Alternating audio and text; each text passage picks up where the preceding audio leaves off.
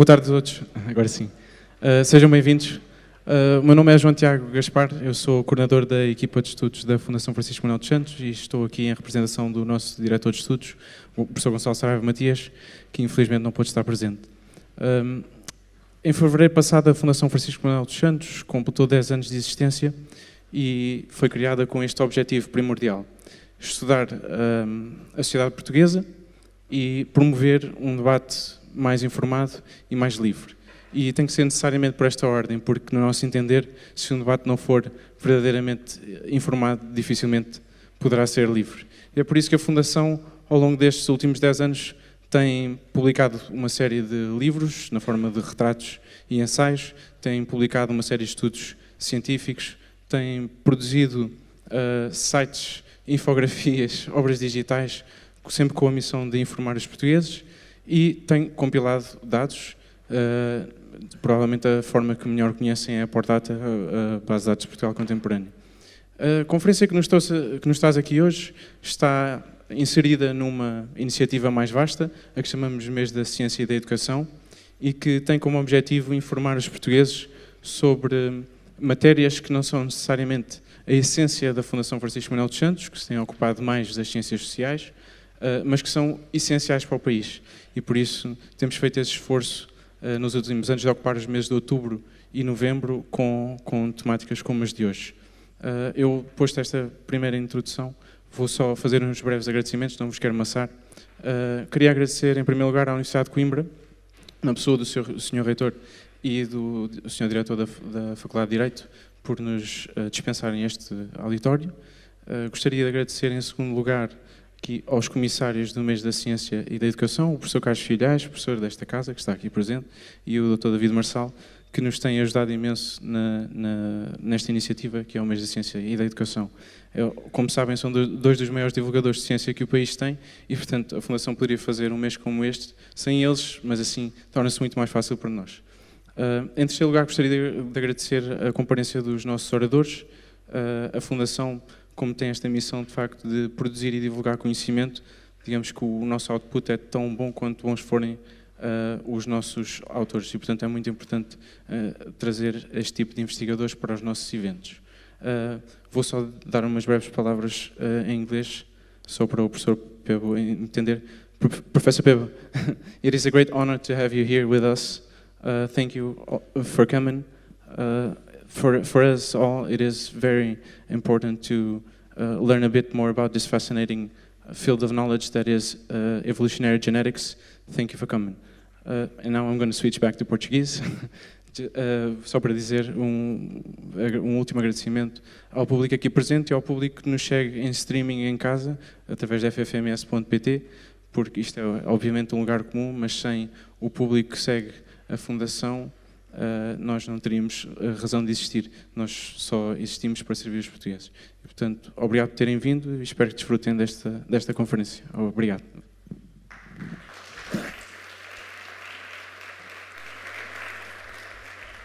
Boa tarde, muito bem-vindos à terceira conferência do Mês da Ciência e Educação da Fundação Francisco Manuel dos Santos. Este ano o Mês da Ciência é dedicado à evolução do conhecimento. Portanto, é esta ideia de que o conhecimento pode ser melhorado.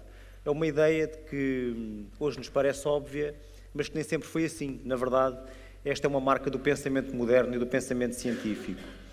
E hoje também vamos falar de evolução.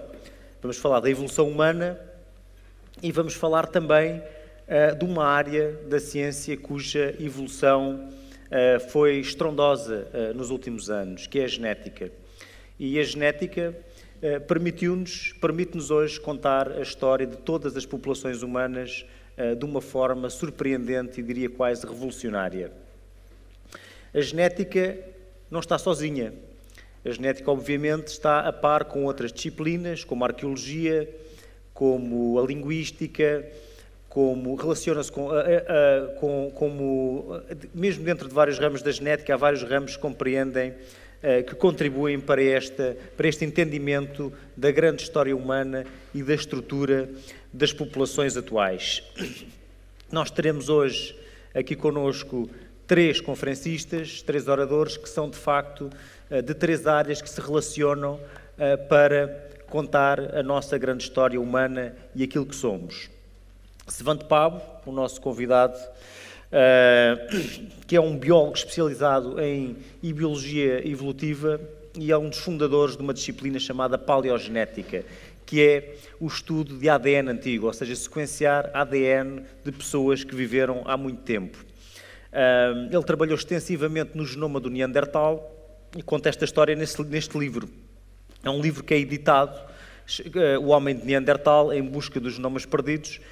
É um livro que é editado pela Gradiva, é apresentado hoje, é o lançamento hoje aqui, e que é editado pela Gradiva com o apoio da Fundação Francisco Manuel dos Santos, a pensar nesta conferência.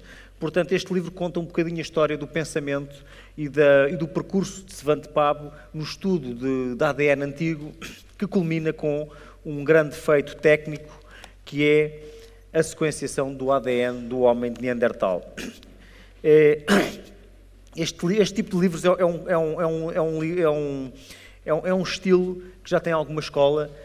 Por exemplo, há um outro exemplo também muito conhecido, que é a dupla hélice, talvez um dos exemplos mais marcantes desse estilo de livro, que é um livro em que James Watson conta como é que descobriu a estrutura em dupla hélice do ADN nos anos 50.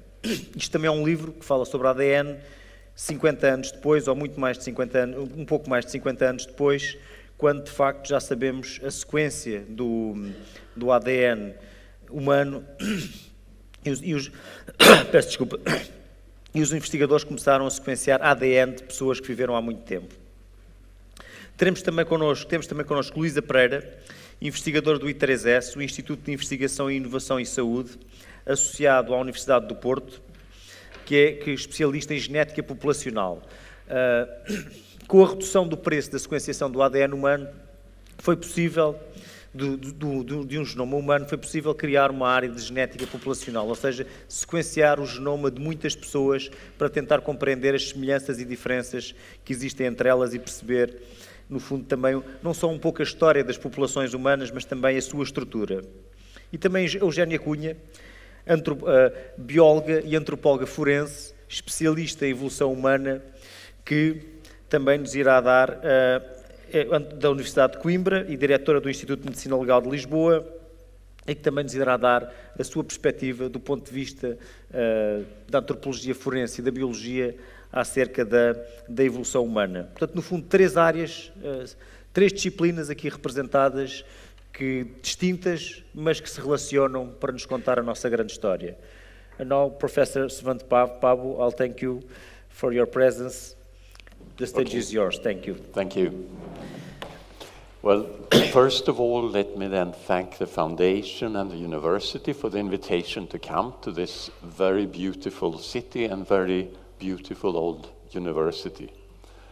So what I then wanted to start out by doing is to remind you about what you all know already, I think, that our genetic information, our genome, is stored in every cell in our body on chromosomes, 23 pairs of chromosomes, where we inherited one copy from our mothers and one from our fathers.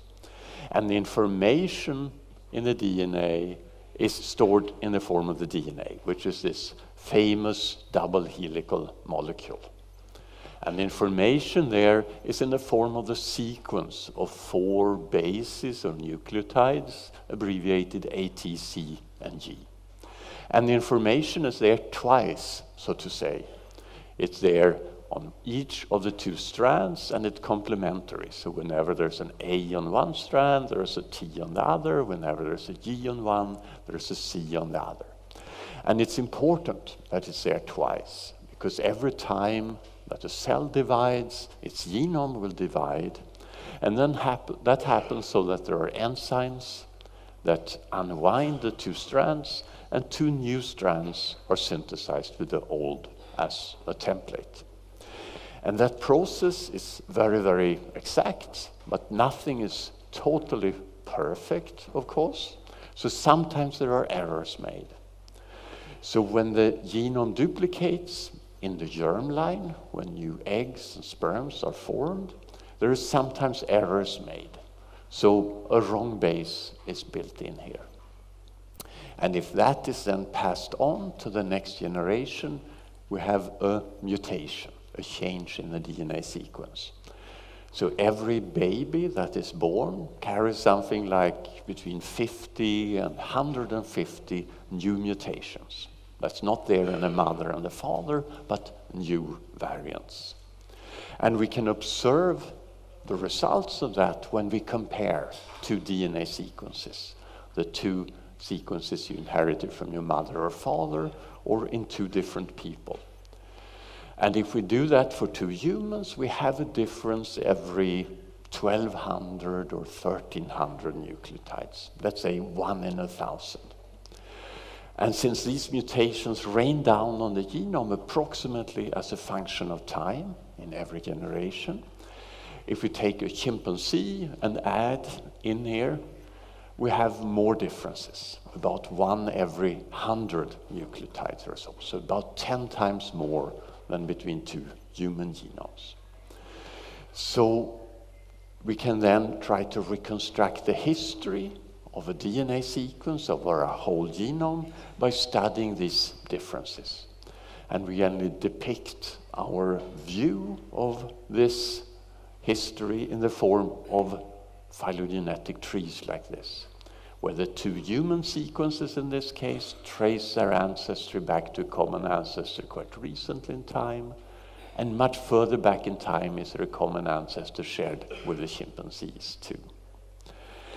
What you also know is that our genome is a fairly big place. It's around 3 billion such nucleotides. So if we compare two genomes, we have something like 3 million differences between them. There is quite a lot of variation there to try to reconstruct history. And if we do that on a worldwide scale, what one found, quite surprisingly when one started doing this, something like 25 years ago, was that most generation is to be found in Africa, and the entire variation outside Africa is less than that. Although, of course, there are many, many more people who live outside Africa than inside Africa. And not only that, most DNA sequences that you will find outside Africa have closely related variants inside Africa. But there is then a component of the variation in Africa that have no close relatives outside Africa. And the interpretation of that then is that modern humans, the direct ancestors of everyone on the planet, evolves in Africa, accumulates genetic variation there for quite some time, until then a part of that variation, so to say, goes out and colonizes the rest of the world. And with some genetic tricks, we can figure out approximately when that happened, and that is quite recently. It's less than 100,000 years ago. So that's then the genetic evidence for this recent African origin model for modern humans. But there is then a problem, if you like, with that model, and that is that when modern humans leave Africa, there were other forms of humans that existed outside Africa already since 2 million years. And most famously, at that time, around 50 to 100,000 years ago, were then Neanderthals in Europe and Western Asia, and other forms of now extinct humans that we don't know so well that existed in Asia. So on the left here is a reconstructed Neanderthal skeleton. Neanderthals start appearing in the fossil record something like 400,000 years ago and disappear around 40,000 years ago when then modern humans on the right here appear on the scene. And we are so fascinated in my research group since 25 years, we're really obsessed almost with Neanderthals. And you may then ask, why should we be so interested in Neanderthals? And I think there are at least Two reasons for that. One being that they are the closest evolutionary relatives of everyone alive today on the planet. So if we want to define ourselves as a group or as a species from a biological or a genetic perspective, it's the Neanderthals we should compare ourselves to and see in what ways are we different from them and in what ways are we similar to them. And another reason then is, if you like, that they were here quite recently. So just 40,000 years ago or so, our direct ancestors met Neanderthals. And so one may ask, what happened then? How did we deal with each other? How are we related to them today? But to then ask that question from a genetic perspective, you will need to extract DNA and study DNA sequences from remains of Neanderthals that are at least 40,000 years old or so. So that's in a way what our group then works with since about 30 years to develop methods to do that. And there are a number of technical issues, of course, with that. One, the most obvious one, being that it's very little DNA there.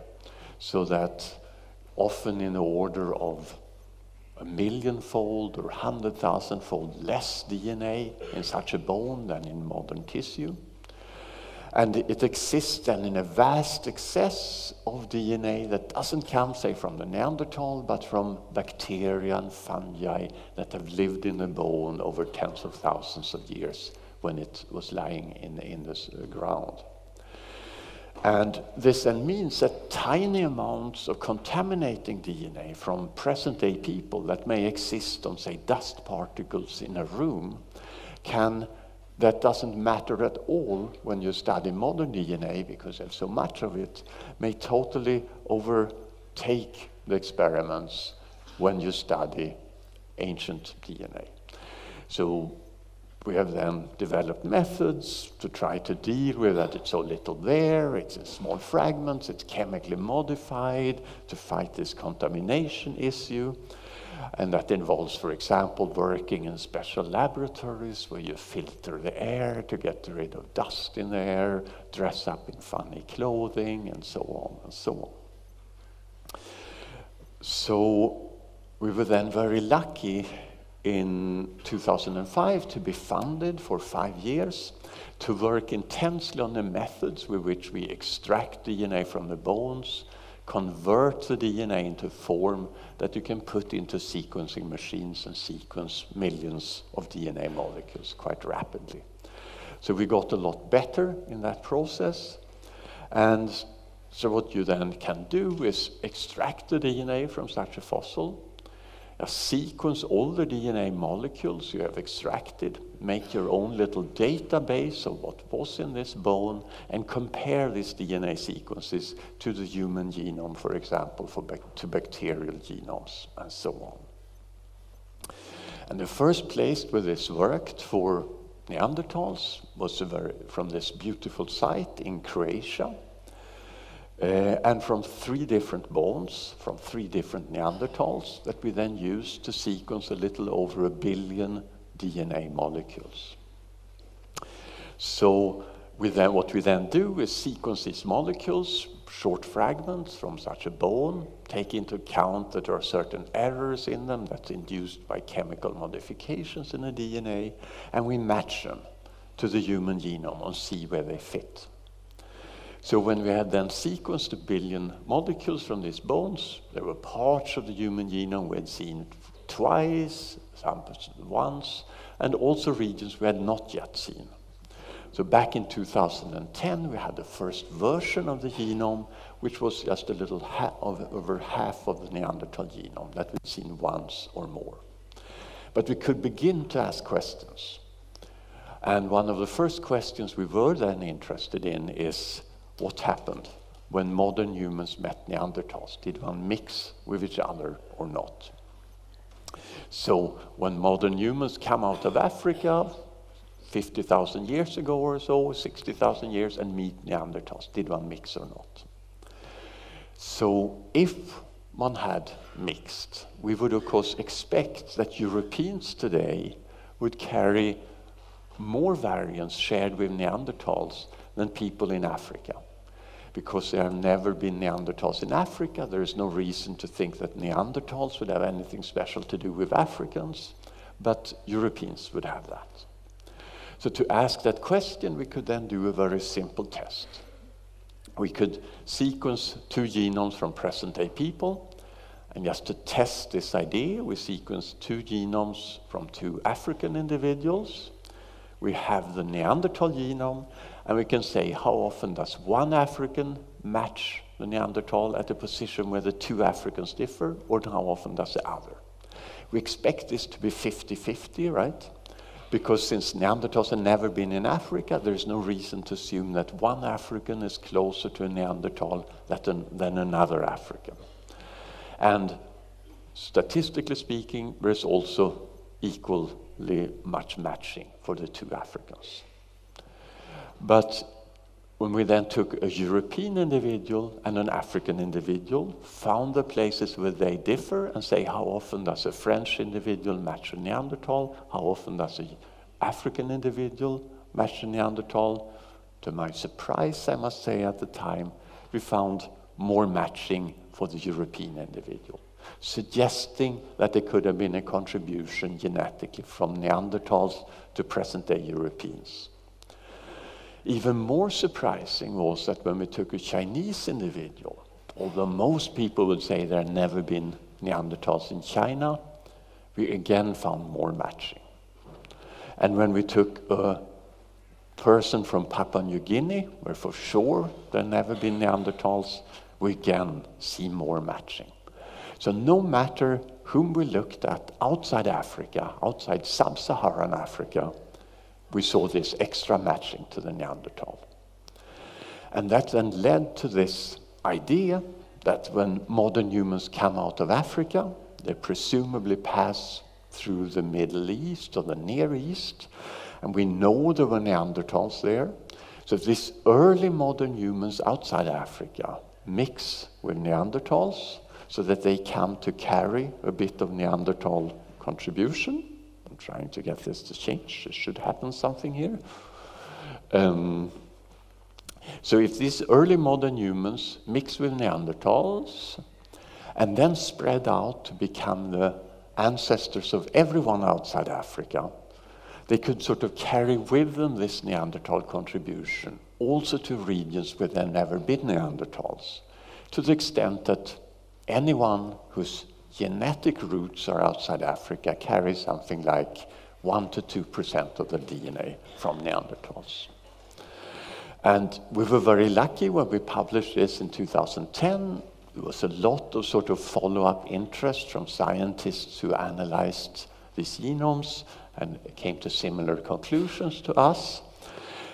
But I can never stop myself from pointing out that we also were quite surprised in how interested the public was in what this Neanderthal contribution. So we almost immediately started receiving a lot of emails and a lot of letters from people who self-identified as Neanderthals. Said they are Neanderthals and they want to contribute blood samples or hair samples to us.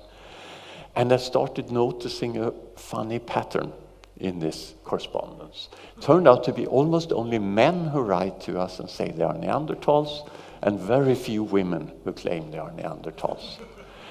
So I sort of presented this as my research to my group, and they are of course hypercritical of anything I say. So they say, this is just, ascertainment. Men are more interested in molecular genetics, so they write to you. Women are less interested. But I went back to my correspondence and found that that's not true, because there are plenty of women who write to us and say that they are married to Neanderthals. And there are actually no men who claim they are married to Neanderthal women. So of course, genetically, that's a very interesting pattern that we should look into. But what we have also done since that time is to now produce very high quality Neanderthal genomes that are of a quality similar to what you would sequence from a present-day person. And that then was first time possible from a site in southern Siberia where Russian archaeologists find amazing things, Denisova Cave. This beautiful place. It was this toe bone. And we then developed new methods that are even more sensitive than our previous methods. So we could go from having, as in the first genome, a little over half, say, of a part of a chromosome here covered by DNA fragments and missing big pieces, to having the whole genome covered on average 50 times over by fragments. So this is a very high quality genome. So what we can now do is compare that in detail with the genomes of people who live today. So just for one chromosome here, as an example, each line is a present-day European individual, and in red are indicated fragments of this chromosome that is almost identical to the Neanderthal genome. So it comes from Neanderthals. So what you will see is that different people today carry different segments, different part of the Neanderthal genome. But it adds up to something like 1 or 2% of your genome. But you can then also ask how much of the Neanderthal genome can you puzzle together by jumping from person to person and puzzle together longer pieces. That's indicated in blue here. And that adds up to something like 40 or even 50% of the Neanderthal genome is still running around on two legs today, so to say, in people in Europe and Asia. But that toe bone was not the only interesting thing that the Russian archaeologists found in that cave. They also found this fragment of a small last phalanx of the pinky of a child, of a little finger. They were very skilled to realize that this might indeed be of human origin. We managed to sequence a genome from that pinky, and we were very surprised to see that it was not a Neanderthal, it was not a modern human, it was something else that went back quite far in time to a common ancestor shared with the Neanderthals, something like 400,000 years back. So it was quite clear we had found something, a new form of extinct human that was not previously known. So after discussing a lot with our Russian colleagues, we decided to call them Denisovans after this place, Denisova Cave, where they were found.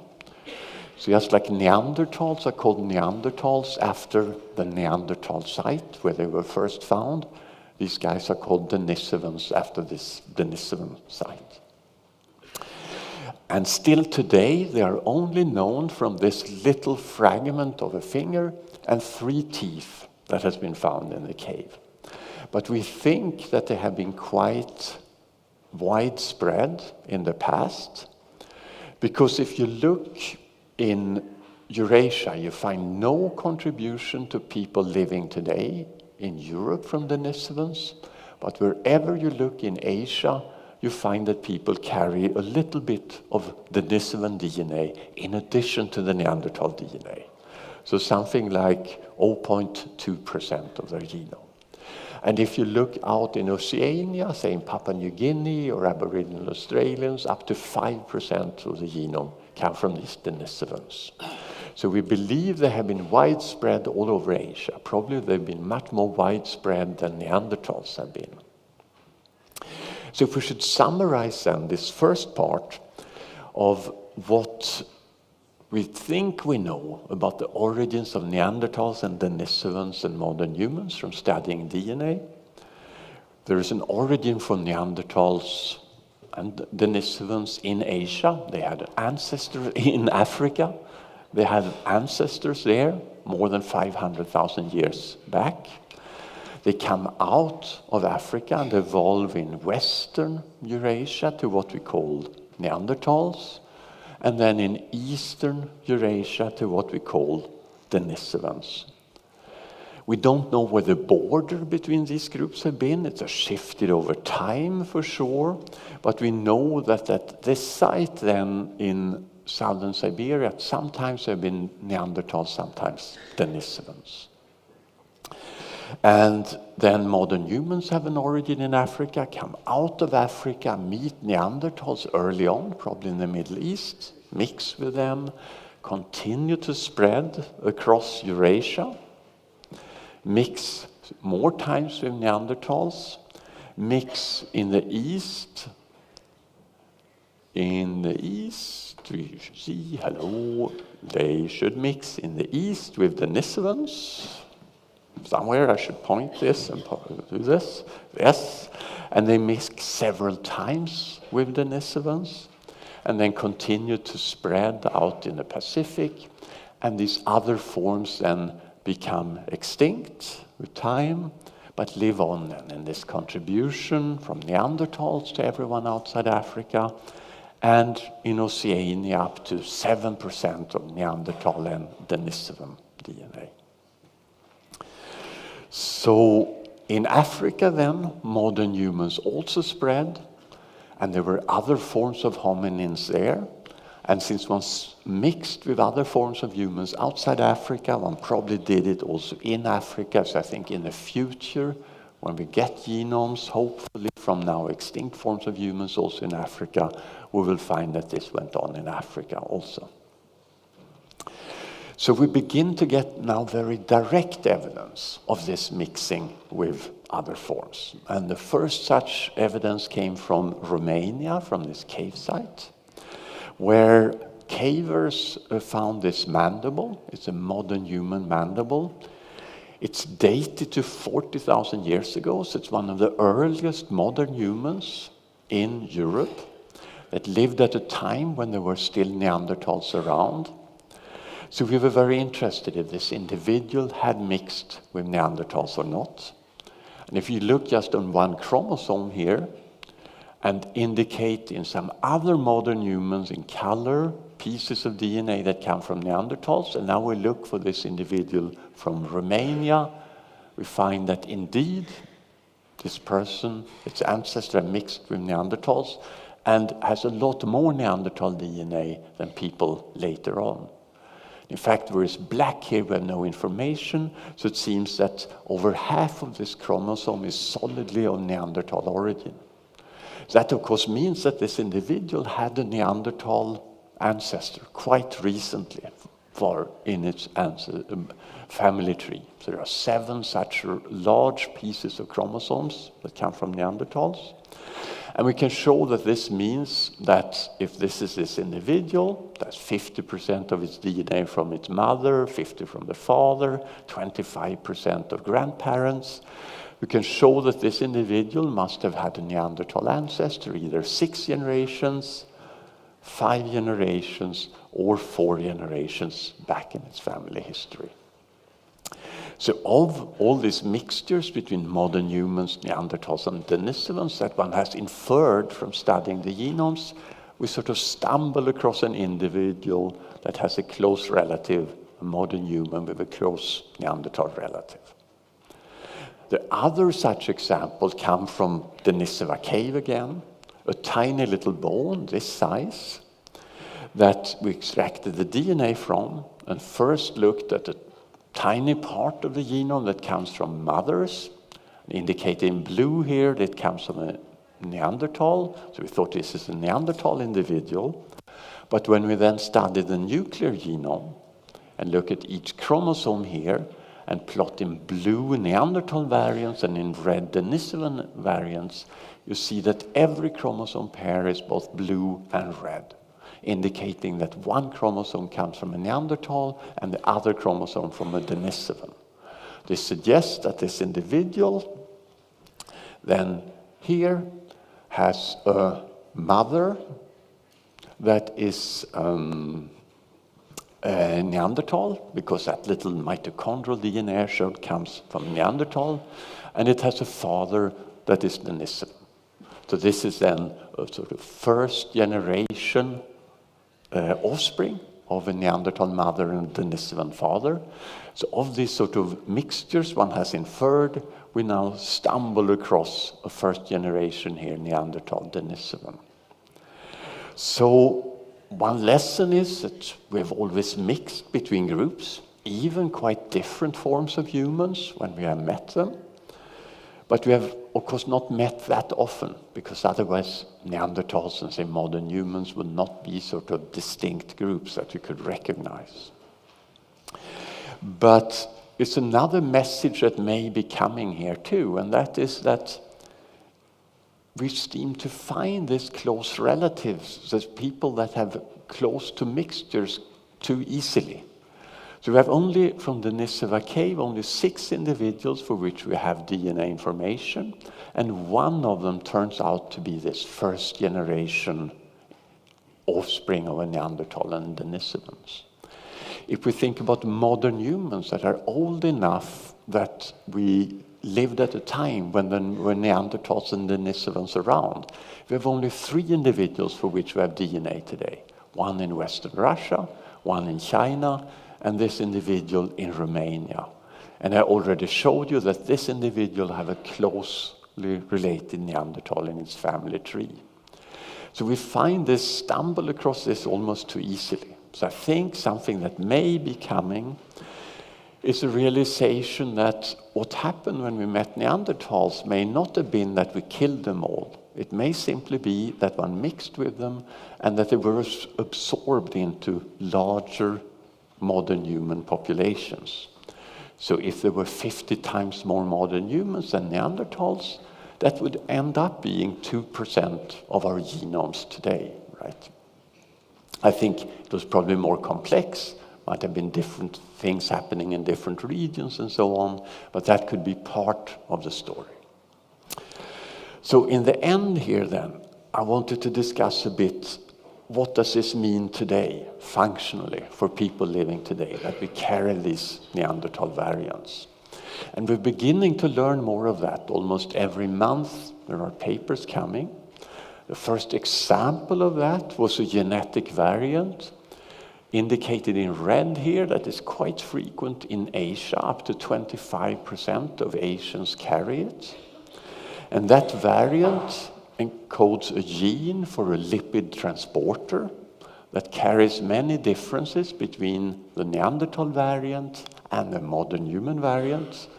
And this Neanderthal variant is associated with increased risk to get type 2 diabetes. So the type of diabetes you get in old age often. So it's quite clear that variant is very close to the Neanderthal genome, the risk variants. So that's typical of many of these variants, that it has been, of course, studied quite a lot physiologically, since people interested in diabetes have studied what effects this variant have on lipid metabolism, how it increases risk for type 2 diabetes. And now we know that this is actually a Neanderthal variant they have studied. So you may then ask, why is it that a Neanderthal variant that causes a problem, that causes type 2 diabetes, have risen to high frequency? And I think it's an example of a bigger sort of message in medicine and biology, that genetic variants interact with the environment. So a variant that is bad today may have been beneficial in the past. So a variant that today, when we eat too much, our whole lives in many parts of the world cause diabetes, may be advantageous in a situation of starvation. We may survive better in starvation, but we get diabetes when we now eat too much. So this may be a sort of Neanderthal adaptation to starvation that came over to modern humans and then rose in frequency. So there are some things that have come over that seems to be so important that they've come over many times and risen in frequency in present-day humans. So one example here is this typical pattern then of being frequent outside Africa and not inside Africa. And this is a cluster of genes that are called receptors on immune cells that has to do with the sort of immediate response you can have to pathogens that invade your body.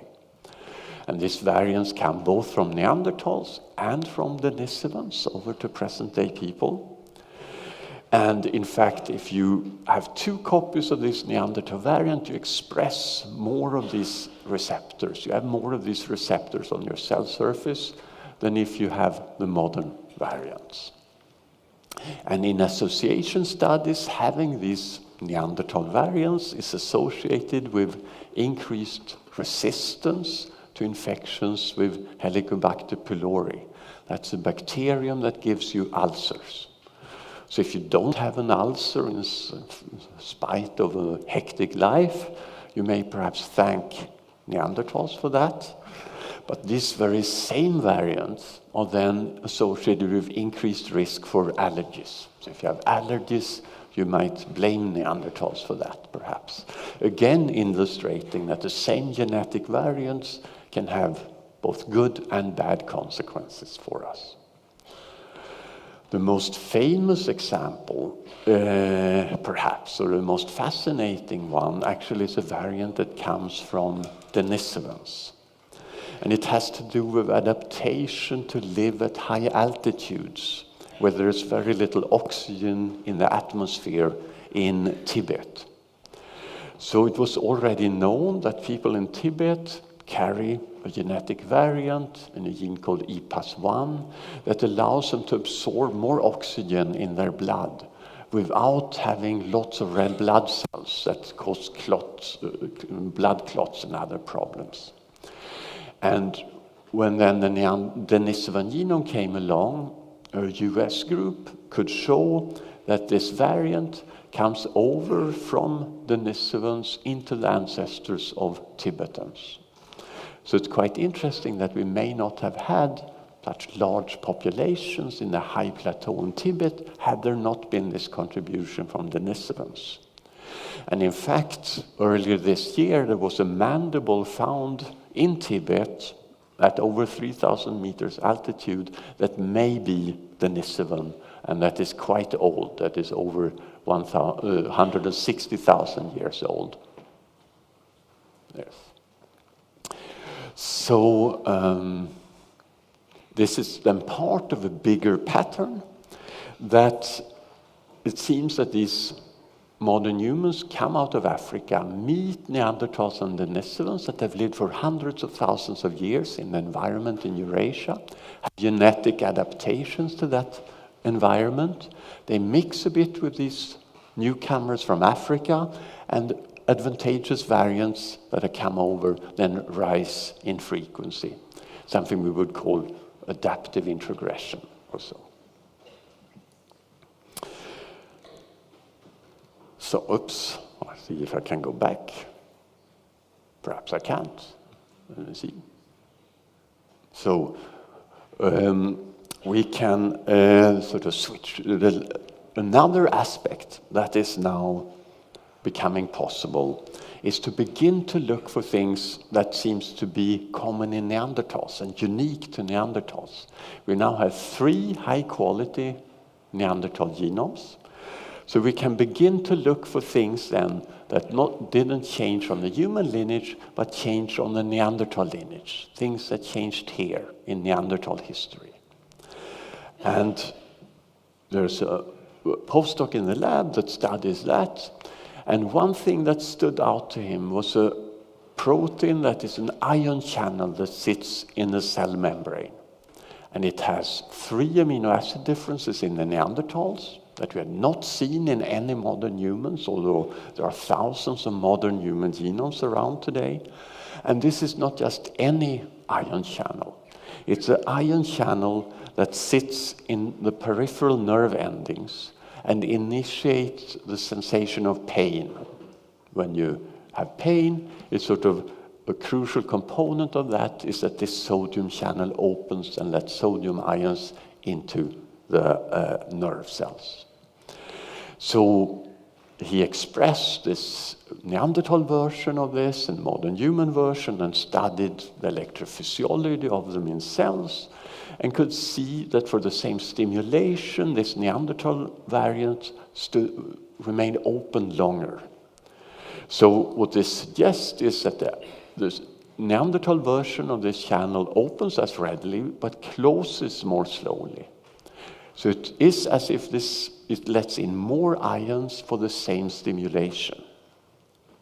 So we were very interested in this, and we then took advantage of a huge cohort study in the UK Biobank, where one had studied over 360,000 individuals. So you have genome information from 360 individuals, and your medical records and questionnaires these people have answered.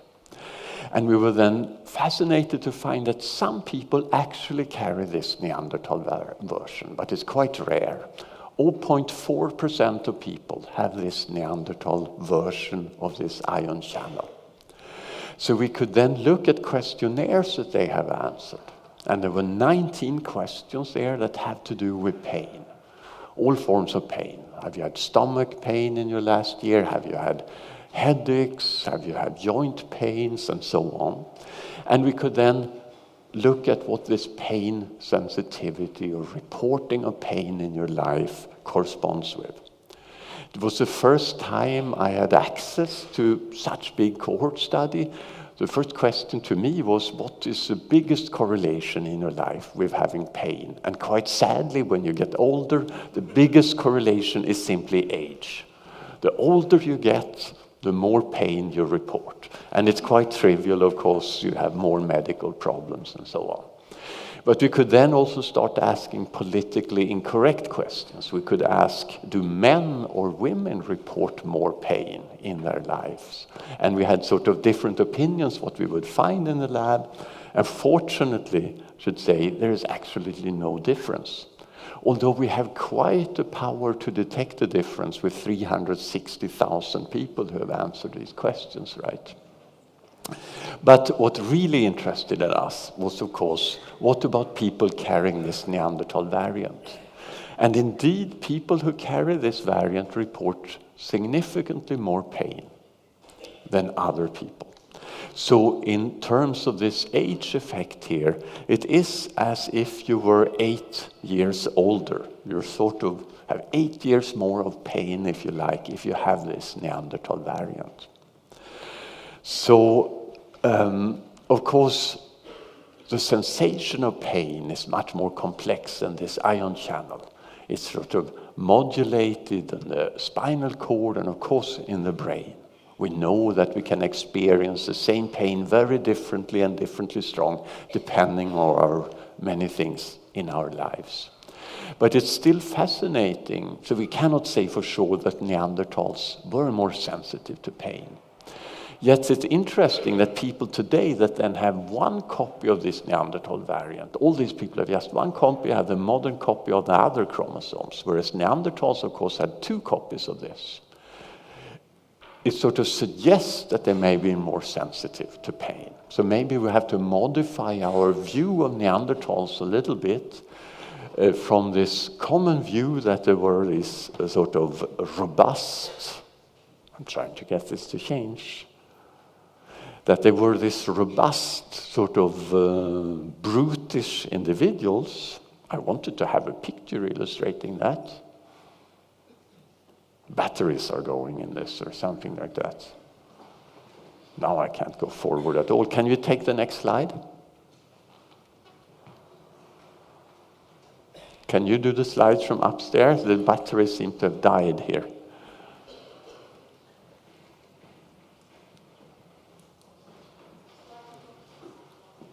If someone could change the slides, otherwise we stop here. Here we go, yes. So sort of saying that maybe there are these not robust things, maybe there were actually wimps and were very sensitive to pain. Let's see if yes, something happened. I would just end by saying that what we are most interested in maybe though, is in a sense the opposite of what I now talked about. What was not contributed by Neanderthals to present day people. So things that changed on the human lineage in the 500,000 years and that were not in Neanderthals. So we are so interested in this because we think that in those genetic regions where we seem to not accept the contribution from Neanderthals, to select against it, may hide the genetic background for what sets modern humans apart from Neanderthals. And we think that there are things that really are different with modern humans. One thing is that technology starts changing rapidly with modern humans and become regionalized. Neanderthal stone tools look quite similar over hundreds of thousands of years. Modern technology, of course, over 100,000 years have changed dramatically. Another thing is figurative art, art that really sort of depicts something. This is probably the most sophisticated Neanderthal art we know about. If you were a little sort of flaps, you could say this looked like quite modern art. I can't quite see what it depicts. But sort of art that really shows something I can immediately recognize comes with modern humans. And of course, modern humans are the first ones who are not just 100,000 individuals or so at the same time, but become millions and eventually billions of people and spread across the whole planet. So we think there is something cognitive, behaviorally different with modern humans. And the dream now, when we have the Neanderthal genome, is that we can focus on the things that changed here and is carried by everyone, no matter where we live on the planet, and make a catalog of those changes. And the fascinating thing is that these are not very many changes. It's in the order of 30,000 changes or so. So whereas I said in the beginning that 2 human genomes today differ at about 3 million positions, if we require that everyone today should carry a variant and Neanderthals not have it, it's just around 30,000. So you can say, which ones of these, many of them probably have no function, but which ones might be important? Just to give you a feeling for how we try to go after that. If we now look at the 100 amino acid changes, only of these 30,000, only 100 of them change an amino acid in the protein, in the molecules that really have functions in our genome. So we can list those genes. I'll just give one example that we're particularly interested in. Enzyme, here, ADSL. It catalyzes 2 steps in the synthesis of 2 of the bases that occur in DNA and RNA, the Gs and the As. And we got so interested in this because another group in Moscow that we collaborate with had shown, when they compare the brains of humans, chimpanzees, and macaques, that human brains differ from those of monkeys and apes in that they have lower levels of Gs and As, these molecules, in humans than in the apes. And so they know that somewhere on the long lineage from the common ancestor with the chimp, this sort of feature of the human brain had changed. And this made us think about this enzyme, because this change is close to the active site of this enzyme. So what we could then do is take human cells and change the genome with this technology, CRISPR-Cas9, where you can change single positions in the genome back to the ancestralized state, to the Neanderthal-like state. And then we can investigate such ancestralized cells with respect to their metabolism. And what we then found was that they had lower levels of these Gs and As and precursors of them. So what we have then found is that this change does have a function in that it lowers Gs and As in the brain in this last leg of human evolution here. But that's sort of where we are now since a few months. We don't know why that is. What other consequences does that really have? We know the metabolic consequences, but not what it would mean for the function or development of the brain. But that's a type of approach that one will take with many of these changes. Now that we then have a Neanderthal genome. So to end then, I would just say that the advantage of that is then that we can time things as we saw along this. We can see what happened early on the human lineage before we separated from Neanderthals, and what happened more recently. We can now begin to look, as with that pain receptor there, what happened on the Neanderthal lineage, and study the consequences of that when that comes over to present-day people. And I think the challenge for the next 5 years or so is to try to figure out the function of these things that changed here and that changed in the Neanderthals. The way to do that will be threefold, I think. It will be to use these big cohort studies to study the effects of these variants in present-day people. It will be to ancestralize cells, as we saw with that enzyme. And it will also be to put these variants in laboratory mice and humanize and Neanderthalize mice and study differences there. And with that, I would then end and say many, many people have contributed to this, many paleontologists, too many to mention, many people who have analyzed the genomes, many people who work on these functional things. I mentioned 2 people particularly, Matthias Meyer, who developed many of the methods that allow us to get high-quality genomes, Janet Kelso, who does much of the bioinformatics. And with that, then, I thank you for your attention.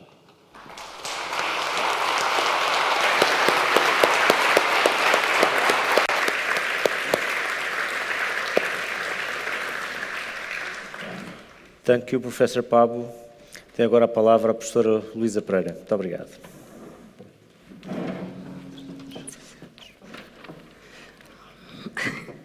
Boa tarde. Começo por contar uma história que o Svante conta no seu livro. Quando ele faz a apresentação e a divulgação da publicação do genoma completa dos Neandertais, num anfiteatro cheio de especialistas em Cold Spring Harbor, ele descreve como tem pena da pessoa que vai falar a seguir. Porque depois de uma apresentação com tantos resultados interessantes e fantásticos, não é? É uma tarefa difícil para a pessoa que o segue e que vai apresentar, mas a pessoa saiu-se muito bem, espero que também consiga estimular.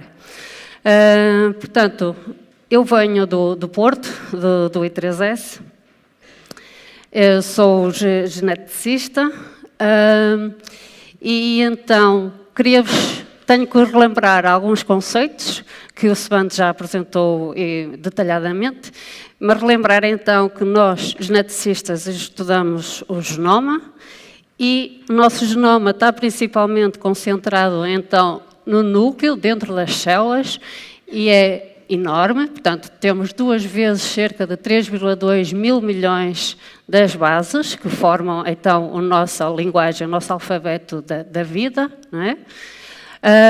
Estes 22 pares de cromossomas são-nos transmitidos em 2 cópias em igual proporção pela mãe e pelo pai. Portanto, quando nós estudamos o genoma nuclear, nós vamos ter informação de todos os nossos ancestrais que contribuíram então para o nosso genoma nuclear. O par de cromossomas sexuais, como vocês sabem, nas mulheres temos 2 iguais X, no homem temos um cromossoma X e um cromossoma Y. O cromossoma Y tem cerca de 59 milhões de bases e tem uma particularidade de transmissão que é então apenas transmitido pelo lado paterno e define apenas linhagens paternas. Portanto, para o cromossoma Y, só o lado paterno é que contribui. Temos então só uma possibilidade de reconstrução, então, da transmissão paterna. Fora do núcleo, existem umas estruturas que se chamam as mitocôndrias. Temos muitas mitocôndrias dentro das células e em número variável, dependendo do tipo de células, mas dentro de cada uma das mitocôndrias temos, então, ainda múltiplas cópias do DNA mitocondrial, que é uma molécula comparativamente muito mais pequena do que aquelas bases todas que existem no núcleo, cerca de 16.569 pares de bases. Felizmente, como está em múltiplas cópias, como temos múltiplas cópias de mitocôndrias em cada célula, quando começamos a aplicar então os estudos genéticos e a ter capacidade no laboratório de estudar DNA, Começamos então pelo DNA mitocondrial, porque existem múltiplas cópias, era muito mais fácil de obtermos material suficiente para estudar. Isto não só quando estudamos as populações atuais, mas também quando estudamos os genomas a partir das ossadas antigas, porque era mais fácil obter então DNA mitocondrial do que estudar o DNA nuclear. Com a particularidade que o DNA mitocondrial é apenas transmitido pelas mulheres, existe nos homens e nas mulheres, mas apenas as mulheres conseguem passá-lo à geração seguinte. Ok? Quando nós passamos o nosso material, vamos passando erros, as tais mutações, como elas são proporcionais ao tempo, é essa a capacidade que nós temos, então, de datar a evolução das diferentes espécies. Então, como estão a ver, quando estudamos a genética aplicada à evolução humana, nós podemos estudar genomas nas populações atuais, e foi por aí que nós começamos. Agora, felizmente, com o desenvolvimento tecnológico, começamos a estudar também, então, genomas a partir de ossadas e indivíduos que existiam há 40 mil anos atrás, e penso que até 100 mil, 1 milhão de anos será possível, então, obter DNA dessas ossadas. Como veem, todas estas datas que tenho aqui representadas e que são marcos desta história do que é o estudo genético, são todos muito, muito recentes. Então, começamos mais cedo com o estudo dos genomas da população atual, isto porque nós estávamos muito dependentes, então, do aparecimento de técnicas que nos permitiram estudar o DNA no laboratório. Portanto, a primeira vez que foi descrita a técnica de sequenciação, de saber quais são as bases, foi em 1977, descrita por um senhor que se chamava Sanger. Alguns anos depois, em 1983, foi descrita outra técnica que nos permitiu fazer cópias de milhões de uma parte do genoma, e essa foi essencial para realmente os estudos genéticos começarem a surgir em grande quantidade. E então, quando nós estamos a estudar e a tentar obter o genoma do primeiro homem moderno, ele foi publicado apenas em 2000, foi começado em 1990, demorou 10 anos, porque as técnicas que estávamos a usar eram um pouco limitadas. Eu comecei o meu doutoramento em 1998, ainda estávamos a usar esta técnica. Na altura, eu demorava meio dia para obter 16 amostras de 100 bases. Era muito trabalhoso. E, portanto, foi aplicando esta técnica que se obteve o primeiro genoma de uma pessoa viva. Publicado, então, apenas em 2000 e ainda continuamos em revisão. Portanto, quando o Svante começa a trabalhar em DNA a partir de ossadas, ele ainda aplica esta técnica, e então não é de estranhar que ele tenha começado por tentar estudar o DNA mitocondrial, porque está então em múltiplas cópias, e era mais fácil estudar. Ele consegue publicar a equipa dele, a primeira sequência completa do DNA mitocondrial em 2008, não é? Mas, entretanto, em 2006, começamos então a ter o que nós chamamos a sequenciação de nova geração, que nos deu uma capacidade brutal de avanço tecnológico. E foi esta realmente que foi a solução para que o estudo genético a partir de DNA antigo tenha crescido tanto nestes últimos anos, porque precisamos cada vez de menos material inicial e conseguimos então estudar com grande eficiência os genomas então, a partir de menos quantidade de material.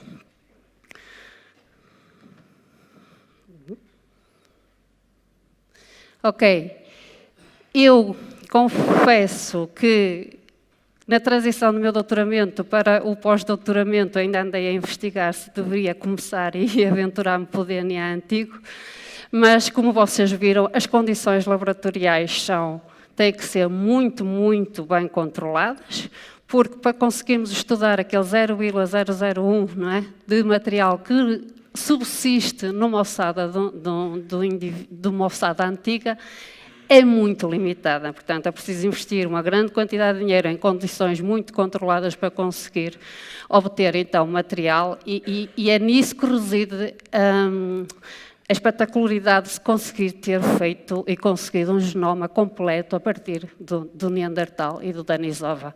Portanto, como sou mais preguiçosa, limito-me apenas a estudar as populações atuais, porque basta, se uma amostra falhou, tiro mais um bocadinho de sangue, ou recolho mais um bocadinho de saliva à pessoa e é muito mais fácil, claro. O material tem uma qualidade muito fantástica e a quantidade de informação que nós conseguimos retirar é também espetacular. Portanto, o que eu tenho aqui representado é o meu grupo. Isto é a árvore de DNA mitocondrial feita para os 11 elementos que agora existem no meu grupo. Colhemos saliva e tentamos, então, analisando a diversidade que existe numa parte do genoma, inferir quais são os ancestrais comuns a esses indivíduos, portanto, vamos do presente tentando reconstruir que ancestrais comuns estiveram na origem desses indivíduos. E foi isto, precisamente, que se fez, estudando, então, várias populações e tentando reconstruir a árvore do DNA mitocondrial, a contribuição materna para, então, a nossa espécie, construiu-se e chegou a esta árvore filogenética, que foi essencial, então, para, em 1987, se definir um modelo que é hoje aceite por quase nós todos, do modelo Auto-África da origem da nossa espécie. Portanto, nós estudando pessoas que vivem atualmente nos dias de hoje, conseguimos inferir os ancestrais comuns que as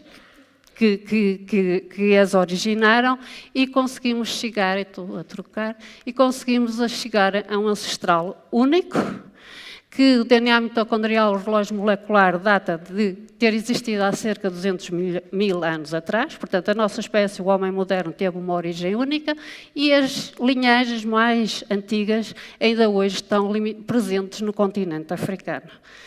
Todas as populações asiáticas e as populações europeias derivam, então, de um ancestral comum que existiu em África e que saiu, então, nesta primeira migração bem-sucedida, não quer dizer que não tenha havido outras, para fora da África há cerca de 70 mil anos atrás. Ok? Portanto, a partir do DNA mitocondrial, depois confirmando com o cromossoma Y e agora com o DNA autossómico, nós chegamos então a mapear as grandes migrações humanas. Portanto, durante pelo menos 2/3 da nossa história tivemos restrito ao continente africano. A primeira saída então para fora da África e que originou todas as populações europeias e asiáticas aconteceu há 70 mil anos atrás. Fomos primeiro para o sudoeste asiático e chegamos primeiro à Austrália, há 50 mil anos atrás, do que nos atrevemos a passar para a Europa. Chegamos à Europa, então o homem moderno chegou à Europa há 45 mil anos atrás. O resto do continente asiático foi povoado por outras populações que continuaram e o continente americano então resultou de uma migração de um pequeno número de indivíduos há cerca de 15 mil, 20 mil anos atrás, que passou então desta região da Sibéria, atravessou e foi colonizar então o continente americano. Portanto, estas inferências foram feitas inicialmente a partir de estudos que só fizeram então em populações atuais, estudando os genomas de indivíduos que vivem hoje e que nos contam então a história dos ancestrais que foram bem-sucedidos e deixaram-nos descendentes até aos dias de hoje. Como estão a ver, a sequenciação do Neandertal assenta e, de certa forma, bem confirmar o modelo do Auto-África, não é? Porque aquela expectativa de que, então, segundo esse modelo, os africanos não tivessem vestígios de Neandertal, porque os Neandertais só existiram, então, na Europa e um bocadinho da Ásia, então estaríamos à espera que os africanos não tivessem introgressão neandertal e realmente foi isso que os trabalhos vieram confirmar. Portanto, hoje aceitamos um modelo Auto-África para a origem da nossa espécie com miscigenação então com outros hominídeos fora da África. Ok. O estudo de DNA antigo vai-nos então trazer muitas novas informações, principalmente, não é? quanto a linhagens que não foram bem sucedidas a deixar descendentes até aos nossos dias.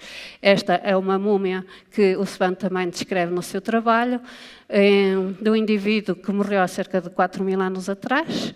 Estava muito bem preservada e, quando se estudou o seu DNA mitocondrial, ele, claro que está relacionado com outros que existem hoje em dia, mas não deixou descendentes até aos nossos dias. Então, o estudo de DNA antigo vem permitir conhecer muito mais sobre estas linhagens que existiram no passado e que não foram bem sucedidas até aos nossos dias.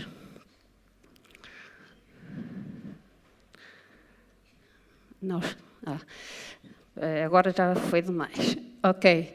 Então, o que é que nós fazemos hoje em dia no laboratório? Fazemos não só DNA mitocondrial e cromossoma Y, também estamos a estudar então o DNA nuclear, que tem informação sobre todos os nossos ancestrais. Claro que ainda não, como nós na genética populacional temos que estudar muitos indivíduos, fazemos uma pequena batota. E então usamos esta técnica de chip, em vez de fazermos o genoma dos indivíduos todos, porque há muitas regiões do genoma que não têm variabilidade entre nós, usamos um chip e vamos estudar apenas posições que são variáveis entre os indivíduos. E isto só para vos mostrar que a capacidade que nós temos hoje em dia, informativa, quando usamos um destes chips com 500.000 variantes, é enorme. O que está aqui representado é que temos, só analisando o genoma nestas posições variáveis, conseguimos distinguir muito bem a origem dos indivíduos em toda a Europa. Populações que nós achamos, então, bastante homogéneas em termos genéticos, mas a capacidade que temos hoje em dia laboratorial é realmente muito grande. Como dizia o Svante, nós temos em média as populações europeias 3,5 milhões de posições que são variáveis, não é? O desafio continua hoje em dia em saber quais delas têm impacto no nosso fenótipo. Então, o que é trabalhar na genética populacional? É um desafio grande, porque precisamos de populações a uma escala global, não é? Esta imagem representa aqui as populações com quem eu já consegui trabalhar e é realmente trabalhar na equipa com arqueólogos, antropólogos, historiadores, estatísticos e cada vez mais também informáticos, porque a quantidade de material que nós estamos a produzir é gigantesca, comparada com até há pouco tempo atrás. Isto são alguns dos títulos dos nossos trabalhos, para vos dar essa ideia realmente de que estamos a estudar não só o Alto da África e tentar deitar melhor, mas também populações da própria Península Arábica, que pode ter sido uns locais para que os primeiros migrantes para fora da África seguiram. Então, só muito brevemente, mais recentemente no laboratório, estamos então a analisar aqueles milhões de variantes e a tentar saber que impacto aqueles têm então funcionalmente, não é? Portanto, o Svante estava-nos a mostrar como é que eles estão a ver aqueles 30.000 variantes que distinguem os neandertais dos modernos, dos homens modernos, qual é o impacto funcional. Nós também estamos a fazer isso dentro, então, da população do homem moderno, usando, então, o estudo de genomas atuais e de que modo, por exemplo, é que há heterogeneidade entre populações na suscetibilidade a doenças genéticas. Então, certas populações podem adquirir, então, resistência a, por exemplo, a alguns agentes infecciosos, que é então selecionada e com as migrações desses povos para outros locais, como por exemplo para a colonização recente então dos Estados Unidos, após os descobrimentos, esta seleção que tinha sido feita dentro da África vai conferir então vantagem por mistura noutras regiões do mundo. E é isto que nós temos então vindo a debruçar-nos. Portanto, era isto que eu vos queria falar, brevemente. E penso que já estiquei muito o meu tempo. Só para concluir. Não está a passar.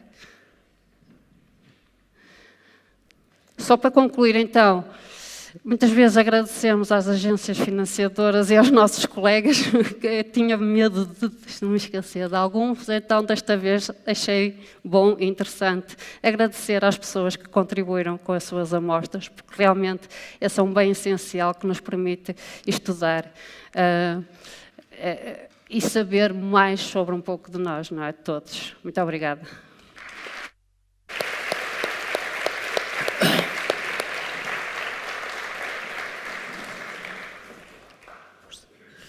Muito obrigado, professor Eugénio Cunha. Muito boa tarde. Queria começar por agradecer à Fundação e ao Carlos Filhais e ao David Marçal. Não vos vou falar de genética, o meu mundo são os ossos. Tentar contextualizar um pouco aquilo que foi agora aqui falado, dizer-vos que somos a única espécie viva atualmente, o que é uma situação anómala, já que sempre coexistiram várias espécies de humanos. Portanto, a situação anómala é de hoje e que a evolução humana está cheia de ideias erradas, que é difícil às vezes de banir do nosso percurso, porque há muita gente a pensar erradamente.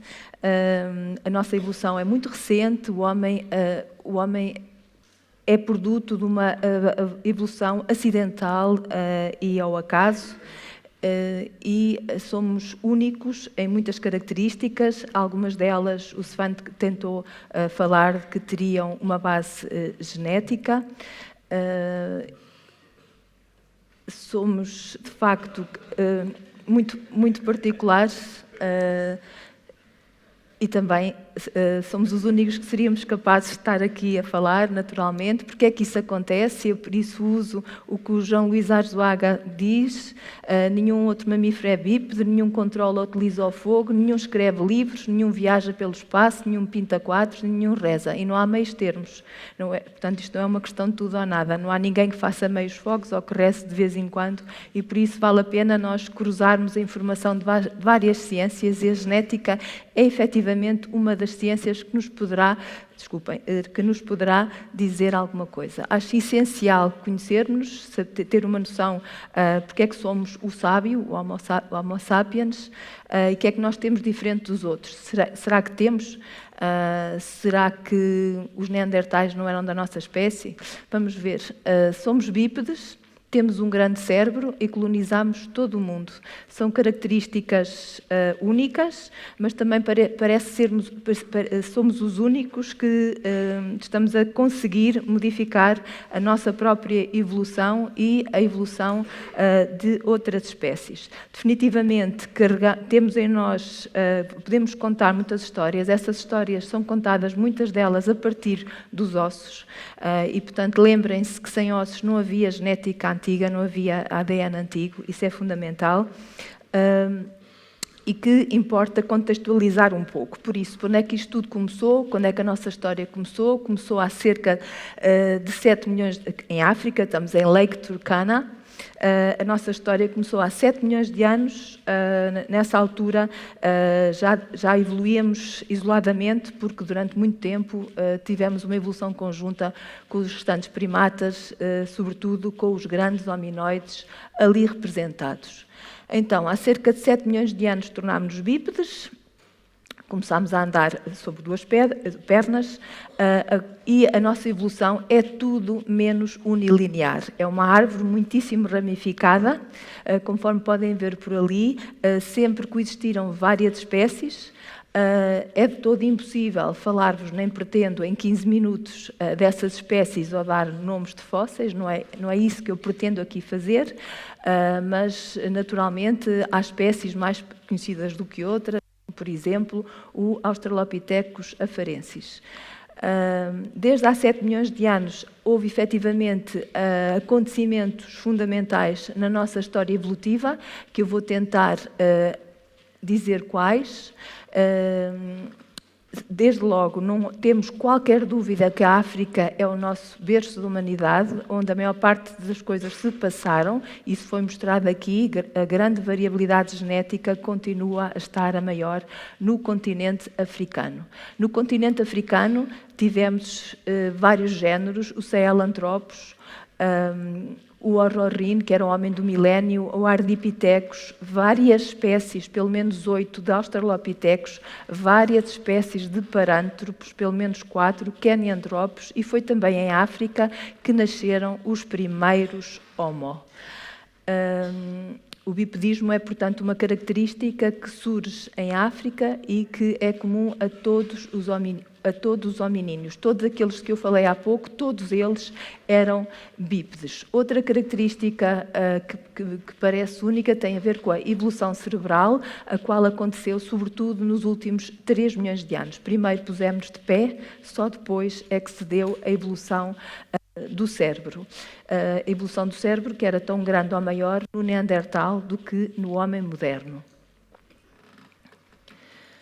Os instrumentos líticos, portanto, os primeiros instrumentos líticos têm cerca de 3,3 milhões de anos, vêm de Lomeki, no Quênia. Não se sabe bem quem foram os seus autores. Como eu disse há pouco, os primeiros membros do nosso género Homo são africanos e têm aproximadamente 2,8 milhões de anos, e depois, há cerca de 1,8 milhões de anos, saímos da África. Saímos da África, primeiro para a Ásia e só muito mais tarde para a Europa. Outro marco importante da nossa história evolutiva foi, sem dúvida, o controle do fogo. Parece ter acontecido há cerca de 1,5 milhões de anos, e depois, a partir daqui, aparecem novos instrumentos, novos alimentos. Somos muito aquilo que comemos, é muito importante. Esses novos alimentos vão proporcionar, entre outras coisas, um crescimento cerebral sem paralelo, ou uma complexidade cerebral sem paralelo, que vai ter vários produtos, entre os quais uma vida social aparentemente única. Vale a pena dizer que à Europa só chegámos há cerca de 1 milhão de anos. Não são conhecidos fósseis anteriores a isso, apesar de, em evolução humana, a ausência de evidência não ser evidência de ausência. Eu não dou aulas de evolução humana há 1 ano e é impressionante a quantidade de artigos que saiu e quantidade de descobertas científicas que aconteceram desde há 1 ano. Desde logo, a redescoberta de fósseis encontrados há muito, como estes fósseis gregos de Apidima, que nos podem dizer que, afinal, os homens modernos chegaram ao continente europeu há mais tempo e que os neandertais eram particularmente antigos. Os neandertais são, sem dúvida, um fenómeno europeu, portanto, agora não estou a falar da África, estou a dizer de uma espécie que nasceu na Europa, que é o Neandertal, e a chamar a atenção que eles viveram durante 400 mil anos e, aparentemente, já não há Neandertais, apesar de existirem genes de Neandertais em nós. Parece que foram assimilados, como foi acabado de dizer, por nós. Um outro artigo que saiu, talvez a semana passada, não me lembro bem, mostram que os neandertais têm uma distribuição geográfica cada vez mais ampla, mas ainda assim limitada. Tiveram na Europa do Norte, tiveram na Europa do Sul, no Médio Oriente, e depois vão até mais ou menos ao Uzbequistão. Não param de chegar descobertas. Esta também é deste ano, é de setembro, pegadas de neandertais. Peço desculpa.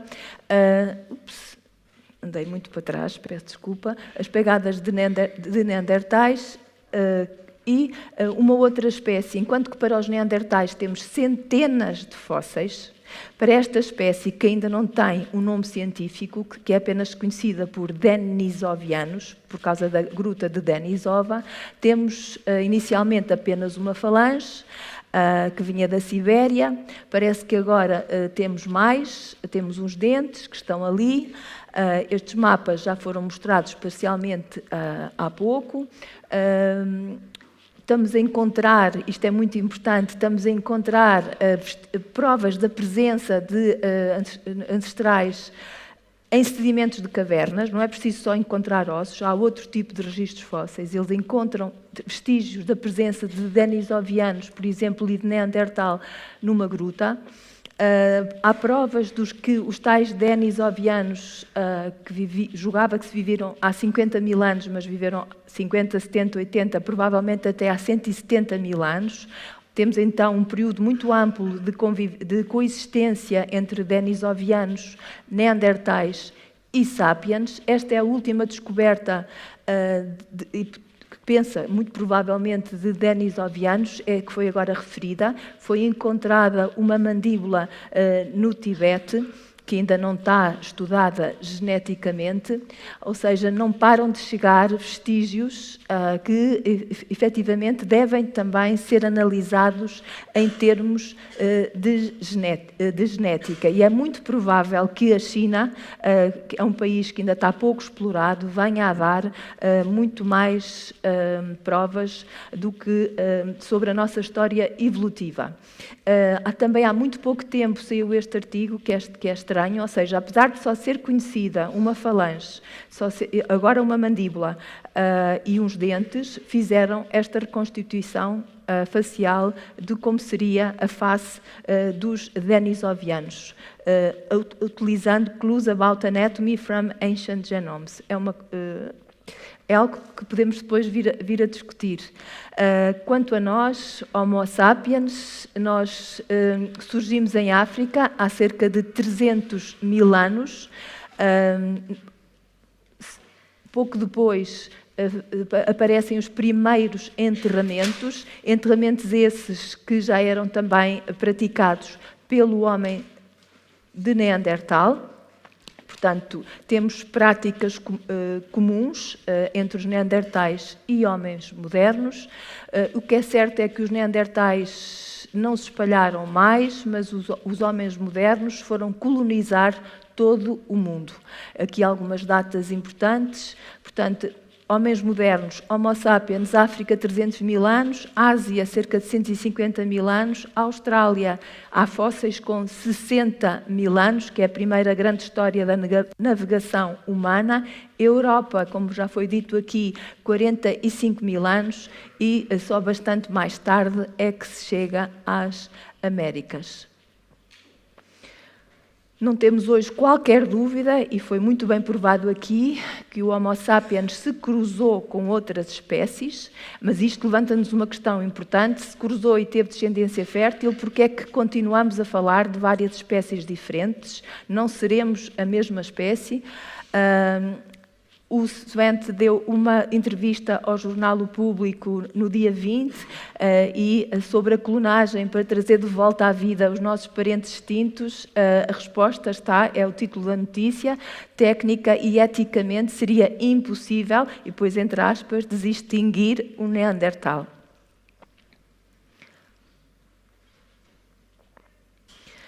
O que é certo é que não temos dúvida nenhuma que os neandertais estão, também entre aspas, entre nós. Houve vários cruzamentos que estão provados geneticamente, até restos de Neandertal, alguns deles descobertos no século XIX, estão agora a ser reanalisados à luz das novas técnicas da genética e não param de chegar surpresas. E esses cruzamentos, sobretudo entre denisovianos, neandertais e sapiens, estão mais do que comprovados e, naturalmente, que nos fazem pensar esta questão: então, porquê continuar a falar de várias espécies? Devo dizer que o recorde do mundo de extração de ADN de um fóssil tem 400 mil anos, portanto, o fóssil mais antigo até hoje, de onde foi retirado o ADN, vem de La Cima de los Huesos, de Atapuerca, provavelmente Homo heidelbergensis ou mesmo homem de Neandertal. Era interessante saber qual será o limite técnico. Diz o Svante no livro que não pode ir mais que 1 milhão de anos, acho eu. Há muitos fósseis que nos podem dizer muito e que não estão estudados geneticamente, por exemplo, estes que são os primeiros homens modernos do mundo e que vêm de Marrocos. Dizer que cognitivamente nós e os neandertais não temos assim tantas diferenças como pensávamos. Eles também eram capazes de pintar grutas, como ainda há pouco foi falado. Há provas de que há grutas em Espanha e em França cuja autoria pode ser o Neandertal, ou seja, eles tinham capacidade de pensamento abstrato e simbólico.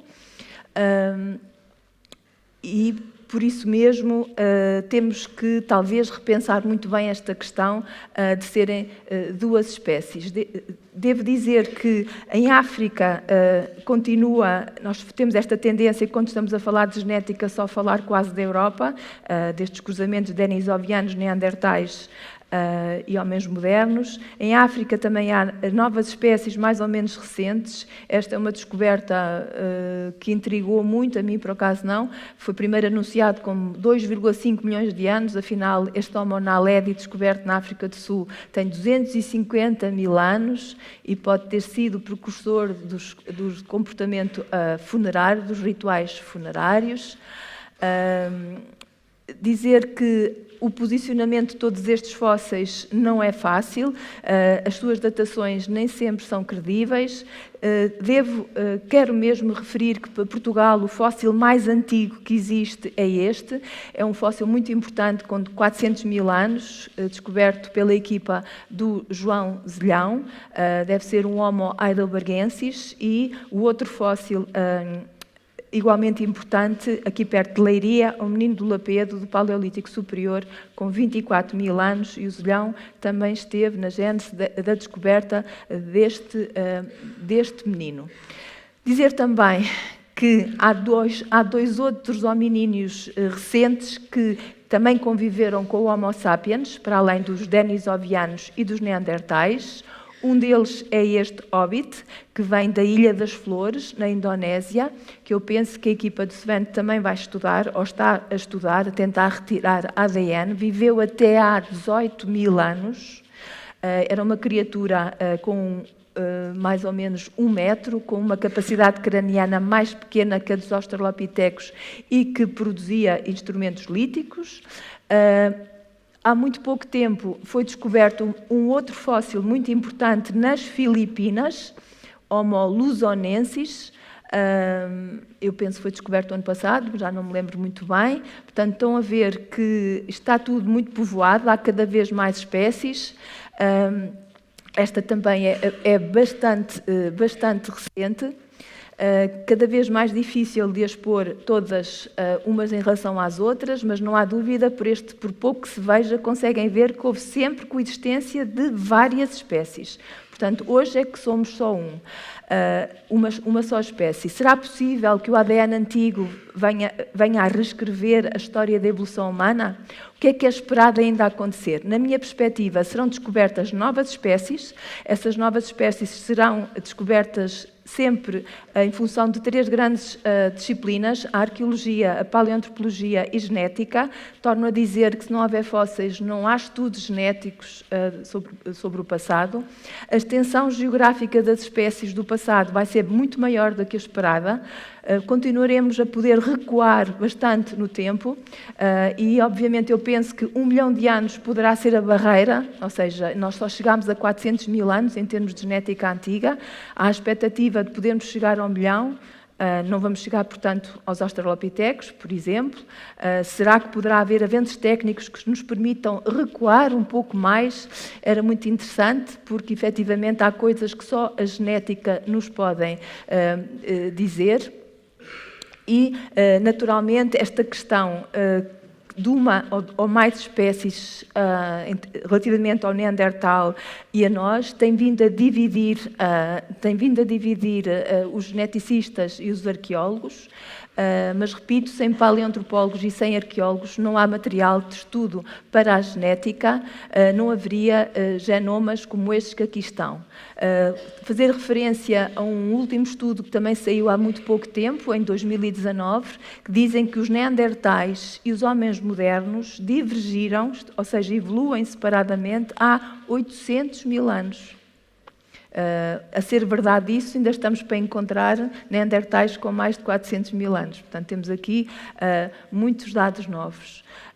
E aqui uma referência a um estudo aqui da Luísa, que de facto toda a gente hoje quer saber que percentagem de Neandertal é que tem. Isto é uma reportagem do Público que a entrevistou, e este é um artigo que saiu, eu só tive conhecimento dele hoje, do Proceedings Subnational Academy of Science, do João Zelhão, que nos vem dizer, mais uma vez, porque é que continuamos a dizer que os neandertais são uma espécie diferente dos humanos. Hoje, no Público, vem outra vez uma prova disso mesmo. Os neandertais já usavam cola.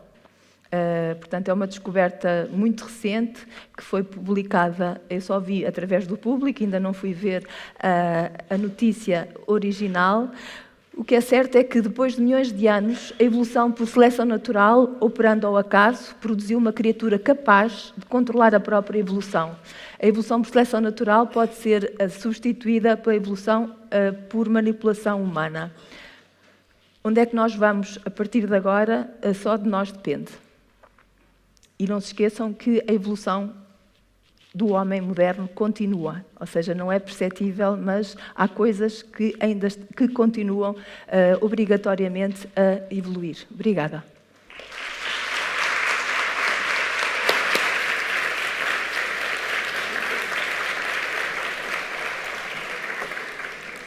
Muito obrigado, professora Eugénia Cunha. Eu vou passar muito rapidamente a palavra à audiência para fazer perguntas, mas não posso deixar de pegar numa questão levantada pela professora Eugénia Cunha para fazer uma pergunta ao professor Svante Pääbo. Professor Svante Pääbo, following Professor Eugénia Cunha's presentation, I have to ask you, why do we still consider Neanderthals, why do we consider Neanderthals and modern humans separate species since they have interbred? So the question is if Neanderthals is a different species? Yes. Yes. Since they have interbred with modern humans. Yes, which is I always sort of avoid the question and say, I think that we don't have a definition of species that applies in all situations. So sometimes I'm sort of say it's a sterile academic question that only interests professors, if they are a species or not. You know, one definition of species is, can two groups have fertile offspring when they meet? Of course, then they are the same species. But that's just one definition of species, right, that we have around. If you use that definition, then say polar bears and grizzly bears are the same species because they meet in the wild, they have fertile offspring, so then we needn't worry about polar bears becoming extinct because there are plenty of grizzly bears around. That is, of course, ridiculous. They look different, they behave differently, they are adapted to different things. So, yes, I think it's up to everybody. We know what we say when we say Neanderthals, and if we avoid using these Latin names, so we avoid taking a stand on if they are two species or not. Eu estou de acordo, temos que redefinir o que é uma espécie e vivemos muito obcecados com os nomes que damos às coisas, tentamos sempre classificar para ser mais fácil comunicar e arrumar tudo, e nem tudo pode ser compartimentado e arrumado como as pessoas gostavam. E por isso até concordo que os denisovianos não tenham um nome, são só denisovianos, não têm um nome latino, não são homo qualquer coisa, ainda não são. Por isso, definitivamente, de acordo com a definição de espécie que temos, não são espécies diferentes. Temos é que redefinir o que é que falamos quando falamos de espécies do passado. Muito bem, passo então agora a possibilidade à audiência de fazer perguntas. Vamos recolher 3 perguntas inicialmente, que depois poderão ser respondidas. Temos uma pergunta, pode fazer aqui em baixo, em português ou em inglês, como preferir. Obrigado. Pedro Cunha.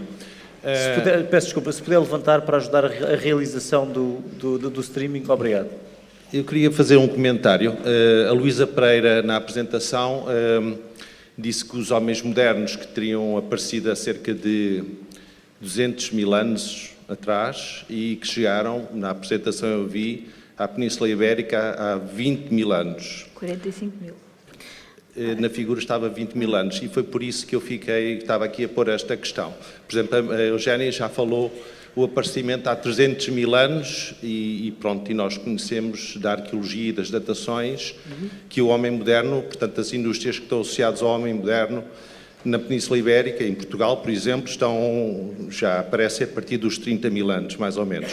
E o comentário que eu queria deixar também era, se não estamos a dar, relativamente a esta questão do homem moderno com os neandertais, a dar muito ênfase, baseados, por exemplo, no aparecimento de diferentes indústrias, porque a indústria dos neandertais é claramente diferente das indústrias líticas que apareceram a seguir.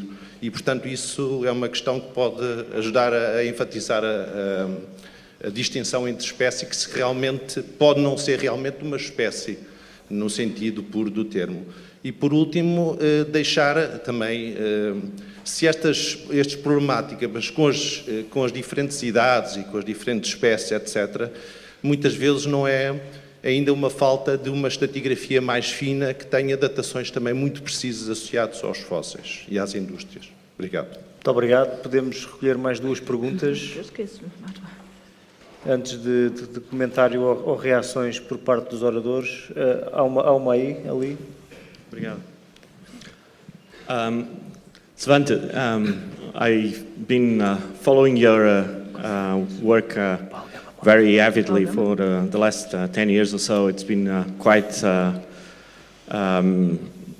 enthusiastic to follow everything that you've been working on, and thank you very much for your presentation. And I have one question related with these ancestralizing cells, which is really a fantastic new technology to try to understand how they did work phenotypically, what were the consequences of these differences. You are targeting amino acids differences in certain molecules, but I've seen that you found about 3,000 differences in regulation regions. Are you already thinking about them, or they are more difficult to tackle and you're just leaving it on side, or have you ideas on that? Thank you. Obrigado. We'll just collect one more question. Is there one? Há mais uma pergunta? Mais alguma intervenção? Aqui, muito bem. Eu estou um bocadinho em contraluz, não consigo ver bem. Não se vê, só se vê para a frente. Professor Paul, greetings. It was a great lecture. I would like to ask you one thing about the functional impact of the Neanderthal integrations on Asian or European Asian populations. I believe it's one of your colleagues, Janet Calso, has published a recent paper this last month about functional integrations of DNA, which besides those about diabetes, about some functions which can impact negatively or positively our ancestors, that Neanderthals, at least in European populations, have contributed with lighter skin colors and lighter, and which obviously would be adaptive in northern climates. So can we expect that maybe Neanderthal DNA, albeit a small fraction of our present DNA, may have been quite important on the natural selection, and besides proper natural selection, sexual selection in European populations? Thank you. So, Professor Svante, you may answer the 2 questions. Okay, shall we begin immediately with that? Yes, so Janet Kelso has studied quite systematically functional contributions from Neanderthals. And with respect to skin color, they interestingly find that there are some variants contributed by Neanderthals that contribute to lighter skin and freckles, but there are some other variants that contribute to darker skin. So I think it illustrates that even a rather simple trait such as skin color is actually multigenic. So there are many variants that influence skin color. And it may actually suggest that the Neanderthals, since they contributed both things that make lighter skin and darker skin, may have varied in skin color also, just like people do today. That would be sort of one. We'll see. Does that answer your question? Yes. Of course, it's fun to speculate about sex and sexual selection and what people find attractive. It's certainly a possibility, right? Especially in small populations, I would say that sexual selection may have influenced traits that we see on the surface of the body that it can be hard to find other explanations for also. So. For instance, bright eyes, blue eyes, they haven't have a proper explanation for why it's been selected. It's a rare feature, but it's not an adaptive feature, besides the sexual selection, maybe. Yeah, I think it sort of remains then a speculation to say that's probably sexual selection. Of course, many gene variants have multiple effects too. It could be that this is a side effect we see, and there is actually some other effect of that variant that we haven't discovered yet. Would be sort of another cautious sort of speculation. Okay, thank you. The other question was about regulatory variants. And indeed, I would say perhaps regulation is overall even more important. I think it's a bit a chicken, sort of, because we want to start with something that's really simple. So say amino acid change close to an active site in an enzyme is sort of very tempting to begin to study, because we know what's the sort of substrate and product of that enzyme. We can even study it in vitro. We can synthesize protein in vitro and study it, and then study it in cells also. But that doesn't mean that I think that amino acids changes are inherently more important. But perhaps there are rather monogenic such effects, so that we can hope to see the effects we're making just one change. For regulation, of course, I would be perhaps more cautious, sort of say maybe there are many regulatory variants that contribute to a feature in a cell, so we would have to edit many things in the genome, perhaps. You know. And I would also say that there are, if we see a genetic change in a transcription factor binding site, and we edit it and we see the gene changes its expression level, that still doesn't tell us that that has physiological consequences. There are many other levels of regulation that could influence it. So we just try to start with the simplest thing, I would say. Posso responder à pergunta? Portanto, os tempos indicados são tempos médios. Como sabe, nós temos um intervalo de confiança e para muitas das inferências o intervalo de confiança é bastante largo. Não só usando o relógio molecular, mas também usando a datação por radiocarbono que nós fazemos nas ossadas. Apesar de tudo e destas pequenas divergências que podemos ter, é importante colocar os eventos no seu momento, porque nos ajudam a definir os modelos. Por exemplo, acharmos que o Autobáfrica foi recente é interessante e de certeza que houve várias tentativas de migração para fora da África mais cedo.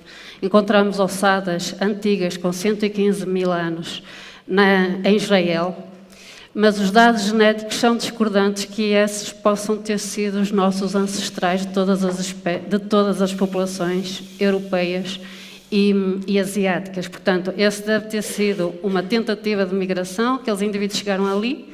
Por acaso, até as camadas mais recentes foram substituídas por neandertais, então temos homem moderno nas camadas mais antigas e neandertal nas camadas mais recentes, portanto, aquela deve ter sido uma primeira tentativa de migração para fora da África que não foi bem sucedida, ou que pelo menos não nos originou, não foram os nossos ancestrais para as populações atuais hoje na Europa e na Ásia. Portanto, tentar pôr o evento, mesmo que às vezes a datação por radiocarbono seja um bocadinho discordante da datação molecular, é importante para definir estes modelos, nem que a seguir eles vão ser um bocadinho mudados e adaptados, acho que é importante e mais informativo. Só para dar uma chega, naturalmente há estratigrafias que estavam totalmente mal interpretadas, portanto é mesmo uma pergunta de um geólogo. Há novas datações de antigos fósseis, os novos homens modernos que se julgava que tinham 200 têm efetivamente 300 mil anos.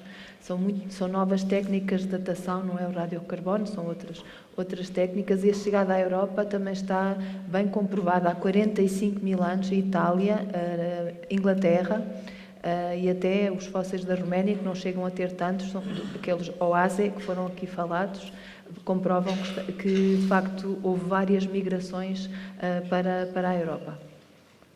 Muito obrigado. Nós temos só tempo para mais uma pergunta ali em cima. É a última pergunta. Obrigado. Boa noite a todos. Posso falar em português? Eu não sei se sabe porque é que os neandertais foram extintos. Suponho que não se sabe. Podia falar mais alto ou com o microfone mais forte? Suponho que não se sabe porque é que eles foram extintos. Porque é que eles estão extintos hoje. Acho que não existe nenhuma teoria razoável sobre isso.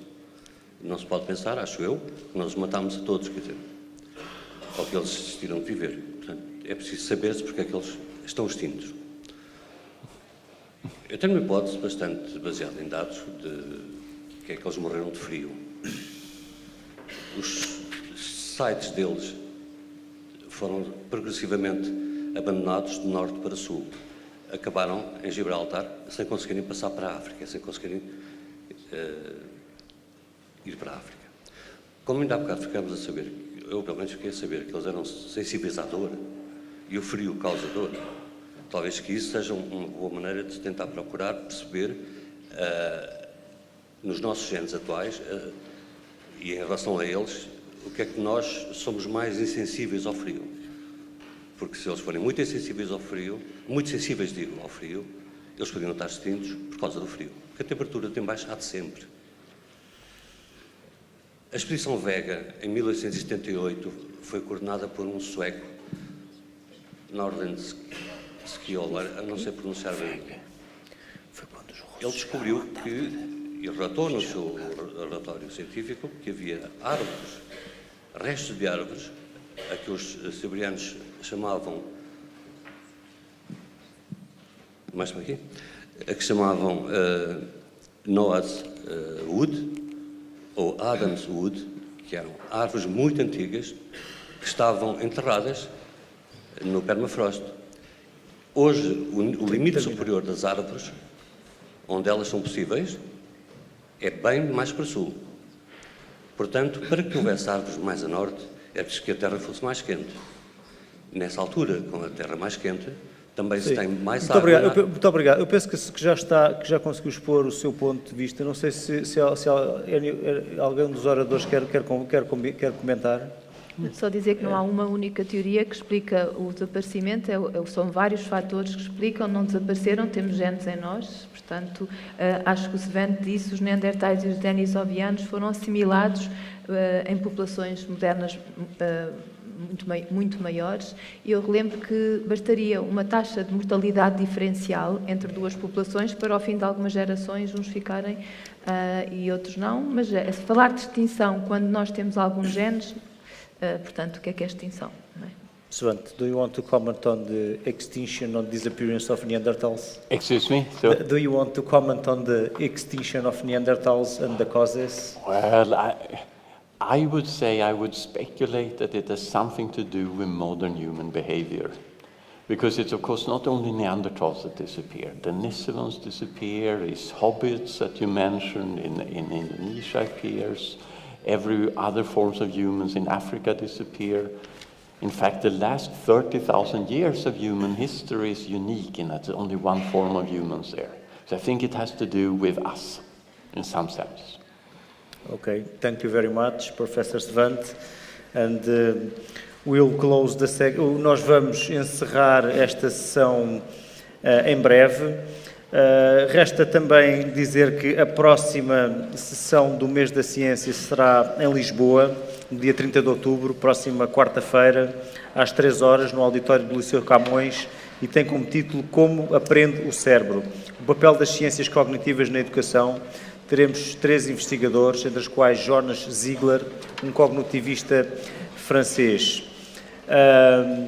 Quero agradecer aos oradores, ao professor Svante Pablo, à professora Célia, a professora Luísa Pereira e à professora Eugénia Cunha. Célia será na sessão de quarta-feira.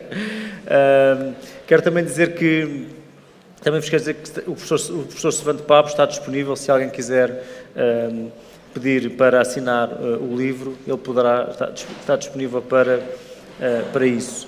Muito obrigado pela vossa presença. Fica encerrada a sessão.